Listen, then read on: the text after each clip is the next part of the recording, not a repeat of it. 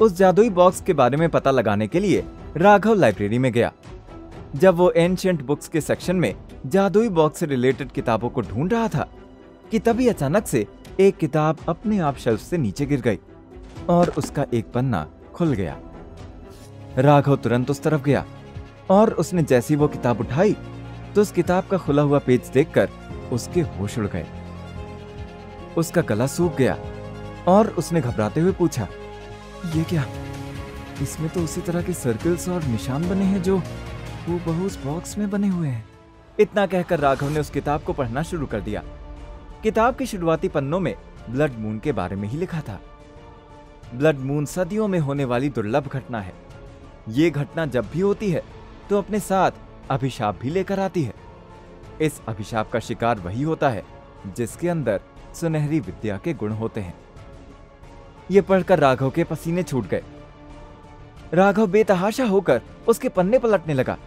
पलटते पलटते वो एक पन्ने पर रुक गया। उस पन्ने पर उस जादुई बॉक्स से जुड़ी इंफॉर्मेशन थी।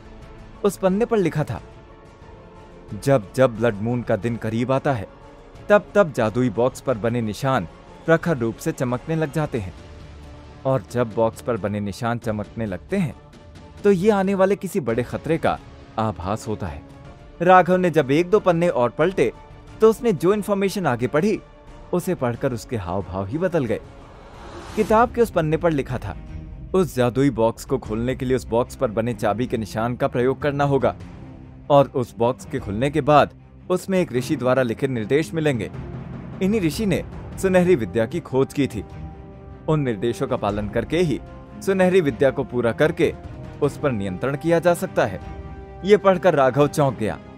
पिछले कुछ दिनों से वो इसी समस्या का समाधान ढूंढ रहा था और आज उसकी समस्या का हल हो गया। पढ़ने के बाद राघव ने खुद से कहा, चाबी? अब ये चाबी कहां से मिलेगी? अब एक नई समस्या राघव के सामने आ गई।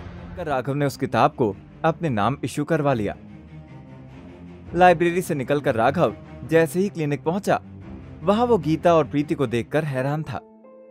उसने हैरान होकर कहा, ये दोनों यहां मेरी क्लिनिक में कर क्या रहे हैं?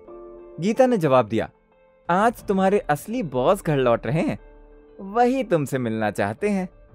असली बॉस का जिक्र सुनते ही राघव सरप्राइज हो गया। उसने सरप्राइज होकर धीमे लहजे में खुद से कहा, असली बॉस?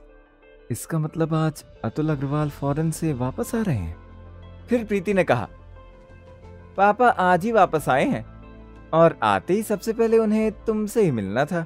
एक अतुल अग्रवाल ही थे जो राघव को समझते थे और राघव भी उनकी काफी इज्जत किया करता था। बात अगर अतुल अंकल की है तो मैं अभी आप लोगों के साथ चलने को तैयार हूं। इतना कहकर राघव गीता और प्रीति के साथ जाने लग गया। रास्ते में राघव के मन में कई सारे ख्याल आ रहे थे। राघव सोचने लगा, अतुल अग्रवाल इस तरह बेवजह किसी से मिलते नहीं, लेकिन आज मुझे इस तरह अचानक क्यों बुला रहे हैं? थोड़ी देर बाद अग्रवाल मैंशन आ गया। अतुल अग्रवाल की नजर जैसे ही राघव पर पड़ी, उन्होंने गर्मजोशी से वेलकम करते हुए कहा, अरे राघव, आओ आओ, मैं कब से तुम्हारा ही वेट कर रहा था। राघव ने अतुल अग्रवाल को ग्रीट किया, उनका हालचाल लिया और उनसे पूछते हुए कहा, वो अंकल, आपने मुझे बुलाया था? अतुल अग्रवाल ने जवाब दिया, हाँ, गीता मुझे बता रही थी कि तुमने कुछ क्लिनिक स्टार्ट की है। राघव ने जवाब दिया, बस छोटी सी एक। राघव ने इतना ही कहा था कि गीता अतुल अग्रवाल के ऊपर भड़कते हुए कहने लगी, इसकी क्लिनिक की वजह से ही तो आज हमारे परिवार पर ये सब मुसीबतें आई हैं। राघव ने अपनी सफाई पेश करते हुए कहा, मेरे साथ जो कुछ भी हुआ था, वो चाहे मुझे बदनाम करना हो या मेरी क्लिनिक को, सब मेरे खिलाफ एक साजिश थी। सबकी दलीलें सुनने के बाद अतुल अग्रवाल ने कुछ देर सोचा और गहरी लंबी सांस लेते हुए राघव से कहा, देखो राघव बेटा, अब तुम्हारे पापा भी ठीक हो चुके हैं। अब तुम किसी अच्छी जगह नौकरी करो, ये बेवजह क्लिनिक के चक्कर में मत पड़ो। अगर तुम चाहो तो मैं अपने एक दोस्त से बात करके तुम्हें एक अच्छी नौकरी दिलवा सकता हूं। फिर राघव ने भी कड़े तेवर दिखाते हुए कहा, नहीं, मैं अपनी क्लिनिक हरगिज नहीं बंद करूंगा, चाहे कुछ भी हो। राघव के ये तेवर देखकर अतुल अग्रवाल भी सख्ते में आ गए। राघव उनके सामने इस तरह से बात करेगा इसकी कल्पना उन्होंने नहीं की थी। उन्हें राघव पर गुस्सा आया और उससे अकड़ दिखाते हुए कहा, तो ठीक है, अगर तुमने क्लिनिक नहीं बंद करने का फैसला लिया है तो फिर तुम्हें स्नेहा को डिवोर्स देना होगा।